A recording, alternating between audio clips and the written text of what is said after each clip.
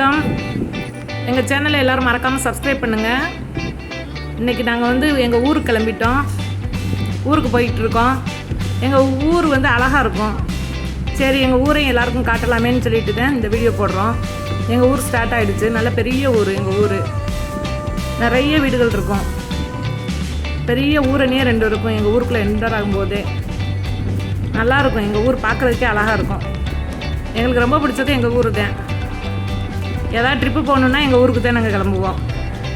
பிள்ளைங்களுக்கும் ரொம்ப பிடிக்கும். அந்த வயல்வெளியில் விளையாடுறது, அந்த பம்ப் செட்டில் விளையாடுறது, இளநீ வெட்டி குடிக்கிறது, இதெல்லாம் வந்து எங்கள் பிள்ளைங்களுக்கு ரொம்ப பிடிக்கும்.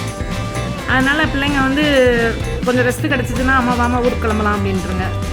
அங்கே போனால் எங்கள் அம்மா, நம்ம ரிலேஷன்ஸ், நம்ம உறவுகளையும் நல்லா பார்த்துட்டு வரலாம். அதனால் ஊருக்குள்ளே கிளம்பிட்டோம். இப்போ ஊருக்குள்ளே வந்துட்டோம்.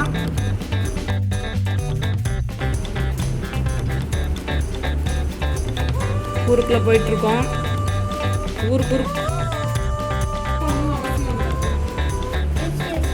இதுதான் ஊரோட மெயினான இடம். இங்கே தான் ஊர் பெரியவங்க எல்லோரும் கடை எல்லாமே இருக்கும், கோயில் இருக்குங்கிறதே எல்லோரும் உட்காந்து பேசிகிட்டு இருப்பாங்க. இங்கேதான் வந்து எல்லோரும் உட்காந்துருப்பாங்க எப்போவுமே.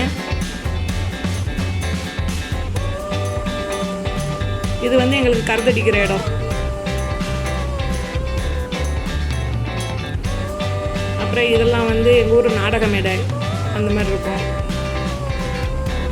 அப்புறம் எங்கள் ஊர் ஆரம்ப சுகாதார நிலையம். எல்லா கிராமத்துக்கும் எங்கள் ஊரில் தான் நல்லா பெருசாக இருக்கும். ஆரம்ப சுகாதார நிலையம் நல்லாயிருக்கும். நிறைய கிராமங்கள்லேருந்து வருவாங்க தடுப்பூசி எல்லாம் போடுறதுக்கு. இப்போ வீட்டுக்கு வந்தாச்சு.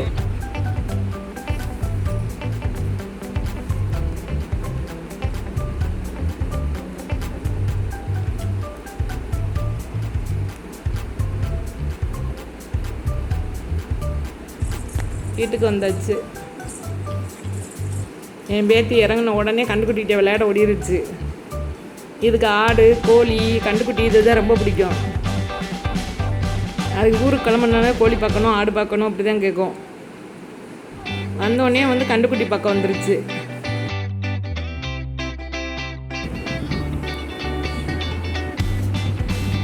கண்டுக்குட்டி கூட என் பேத்தி விளையாண்டுட்டுருக்கு. சின்ன பிள்ளைங்கள்லேருந்தே நம்ம இந்த மாதிரி எல்லாத்தோடையும் அன்பாக இருக்க பழகி கொடுக்கணும் குழந்தைங்களுக்கு. அதுகளுக்கு வந்து எல்லா இதோடையும் நல்லா மிக்ஸ் லைஃப், பிள்ளைகளுக்கு வந்து நல்லா கிராமத்து லைஃபு எல்லாமே அதுகளுக்கு தெரியணும்.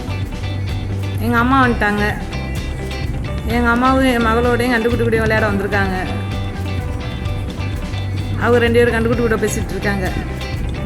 பிள்ளைங்களுக்கு வந்து எல்லாமே பழகி, நம்ம வந்து டவுன்லேயே இருந்துட்டு வெளியில் கிராமத்தையே காட்டாமல் பிள்ளைங்களை வளர்க்கக்கூடாது.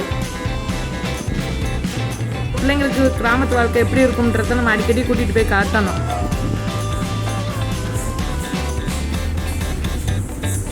அவங்க 2 பேரும் அதோட பேசிகிட்டு இருக்காங்க. அங்கிட்ட ஒரு மாடு படுத்து கிடக்கு.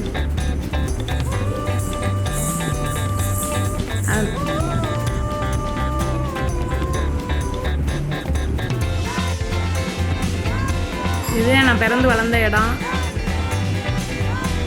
அதனால தான் இங்கே வர்றது தான் எங்களுக்கு வந்து ரொம்ப ஒரு குஷியாயிடும்.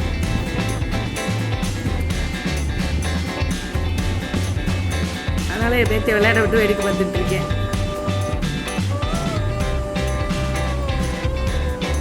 அடுத்து என்ன, நம்ம கிராமத்துக்கு வந்துட்டோம்னாலே சாப்பாடு தான். அம்மா வீடுன்னு நினச்சாலே நம்மளுக்கு வந்து சாப்பாடு தான் மெயின். ஸ்பெஷல் சாப்பாடு மத்தியானம் அம்மா வீட்டில் சாப்பிட்டுட்டு தான் வயல்வெளி கிளம்பணும். ஆனால் நாங்கள் வயல்வெளிக்கு போகல, கிளம்பியாச்சு வயலுக்கு. அங்கே போனால் ரொம்ப இதாக இருக்கும். அதுகளுக்கு நல்லா வயல் அதை பசுமையாக பார்க்குறதுக்கு ரொம்ப பிடிக்கும் பிள்ளைங்களுக்கு.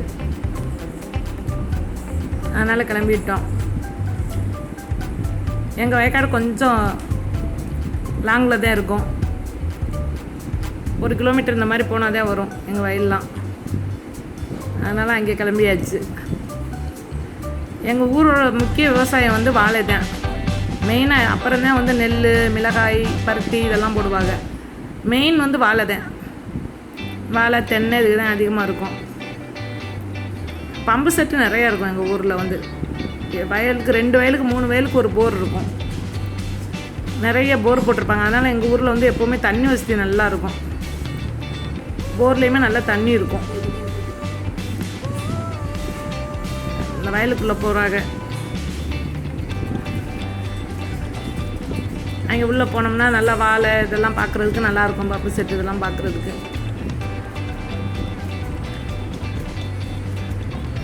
வெறும் வாழை தொப்பாக தான் இருக்கும். எங்கள் எப்போவுமே வருஷத்தில் 12 மாதமே எங்கள் ஊரில் விவசாயம் இருந்துக்கிட்டே தான் இருக்கும்.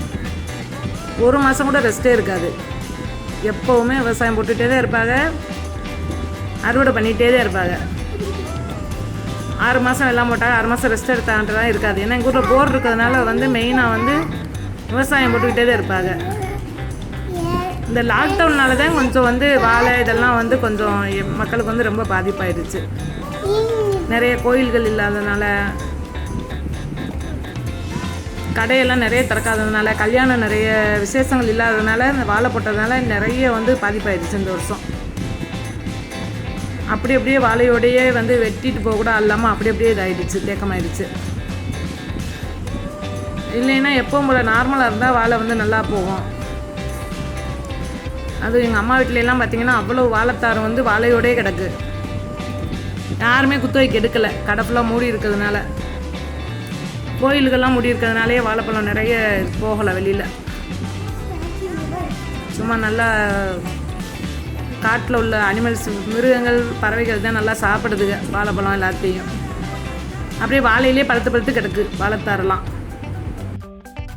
பசுமையாக இருக்கும். நல்ல ஒரு பிள்ளைங்களுக்கு ஒரு நல்ல என்டர்டெயின்மெண்ட்டாக இருக்கும் இங்கே போடுறது. அதனால் எப்போவுமே குழந்தைங்கள கிராமத்துக்கு கூட்டிகிட்டு போங்க. பிறந்த ஊர் எல்லாத்தையும் அடிக்கடி கூட்டிகிட்டு போய் காட்டுங்க. நான் நிறைய வீட்டில் பார்த்துருக்கேன், குழந்தைங்கள் நெல் என்னம்மா வயலில் மரத்தில் காய்க்குதுன்னு கேட்குற நிலமையில் இருக்குது நிறைய பிள்ளைங்க.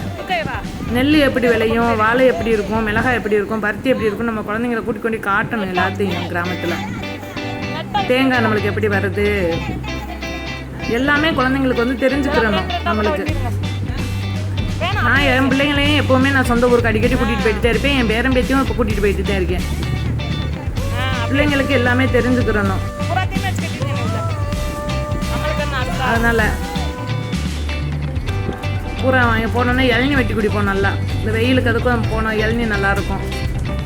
அதனால் இளநீ வெட்டியாச்சு. எல்லோரும் இளநீ வெட்டி கொடுத்துக்கிட்டு இருக்கோம். இங்கிட்டு பம்ப் செட் அடிச்சிட்ருக்கு. பேத்திக்கான் தண்ணியை பார்த்தாலே குஷி ஆயிடும். தண்ணியில் விளையாடுறதுனா அதுக்கு ரொம்ப பிடிக்கும். அதனால் தண்ணியில் அது ஆட்டம் போட்டுக்கிட்டு இருக்கு. நாங்கள் டியூப் போட்டு வயலுக்கு கொண்டு போயிடுவோம். கொஞ்சம் அங்கனக்குள்ளே மாமரதுகளுக்கு மட்டும்தான் நாங்கள் டியூப் இல்லாமல் எடுத்து விட்ருக்கோம். நல்லாயிருக்கும் அந்த தண்ணி அடிக்கிறது இதுகளுக்கு.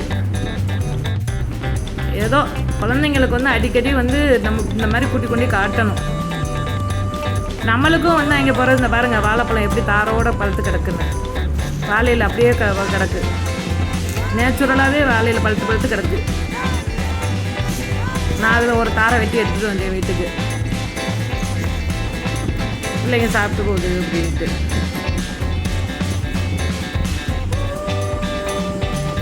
நல்லாயிருக்கும்.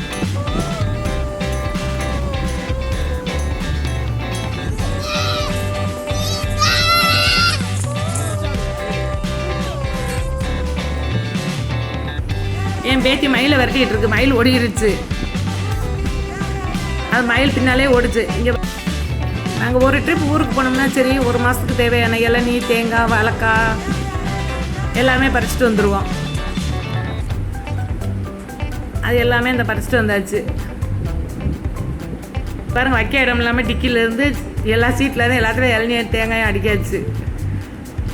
நாங்கள் உட்காரதுக்கு மட்டும்தான் கொஞ்சமாக இடம் விட்டுருக்காங்க. ஏன்னா இங்கெல்லாம் டவுன்லாம் ஒரு இளநீ 40 ரூபா 50 ரூபாய்க்கு விற்கிது. கிடைக்க மாட்டேங்குது பிள்ளைங்களுக்கு. அதுக்கு இளநீ கேட்குதுங்க. வீட்டுக்கு கொண்டு வந்தாச்சு. இளநீ பறிச்சுட்டு வந்து போட்டாச்சு. இங்கே பாருங்கள், எங்கள் மாயா குட்டி அதில் விளையாண்டுக்கிட்டு இருக்கு. எங்கள் வீட்டு செல்லக்குட்டி ஒன்று தெரியுது. அதுக்கு அது குஷியாக இருக்குது. அந்த தேங்காயில் விளையாடுறது, இந்த இளநீயில் விளையாடுறது. அதை எப்படி கடிச்சிக்கிட்டு உட்காந்துருக்குன்னு. நாங்கள் மதுரைக்கு கிளம்பியாச்சு. எங்கள் வீடியோலாம் எல்லோரும் மறக்காமல் பாருங்கள். நன்றி.